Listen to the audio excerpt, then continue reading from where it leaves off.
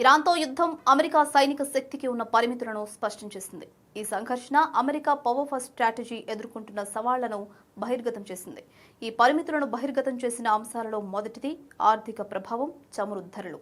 Iran తన నియంత్రణలో ఉన్న హర్ముజ్ జలసంధిని అడ్డుకుంటామని హెచ్చరించడం ప్రపంచ ఇంధన మార్కెట్లను వణికించింది. దీనివల్ల చమురు ధరలు పెరిగి ప్రపంచ వ్యాప్తంగా ద్రవ్యోల్బణం పెరిగే ప్రమాదం ఏర్పడడంతో కేవలం సైనిక బలంతో ఇరాన్ను లొంగదీసుకోవడం సాధ్యం కాదని తేలిపోయింది. ఈ యుద్ధంలో మరొక ప్రధాన అంశం ఇరాన్ అనుసరించిన అసిమెట్రిక్ వార్ఫేర్ లేదా అసమాన యుద్ధ తంత్రం. సాంప్రదాయ సైనిక బలం పరంగా అమెరికా అత్యంత శక్తివంతమైన దేశమే అయినప్పటికీ ఇరాన్ అనుసరిస్తున్న ప్రాక్సీ యుద్ధాలు, వ్యూహాత్మక దాడులు అమెరికా వనరులను హరించాయి. ఇక ఎప్పుడూ అమెరికాకు అండగా ఉండే మిత్రదేశాలు ఈసారి వెనకడుగు వేశాయి. ఇరాన్తో యుద్ధం తీవ్రతరం కావడం వల్ల కలిగే ఆర్థిక నష్టాలను దృష్టిలో ఉంచుకుని అవి ప్రత్యక్ష పోరాటంలో పాల్గొనడానికి సంకోచించాయి.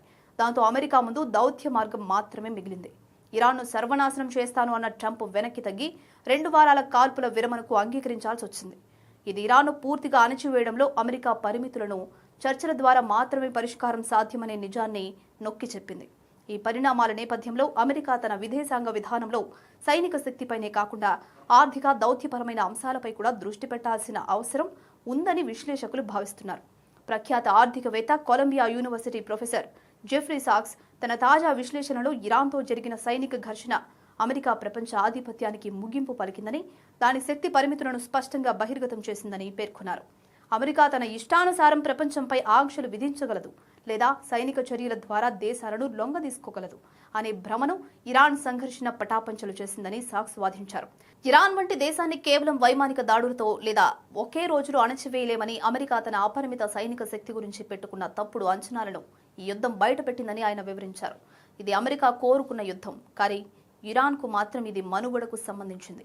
అందుకే ఇరాన్ ఎదురుదాడి చేయడంలో, నష్టాలను భరించడంలో అమెరికా కంటే ఎక్కువ పట్టుదలను ప్రదర్శించింది అంటారు ప్రొఫెసర్ సాక్స్.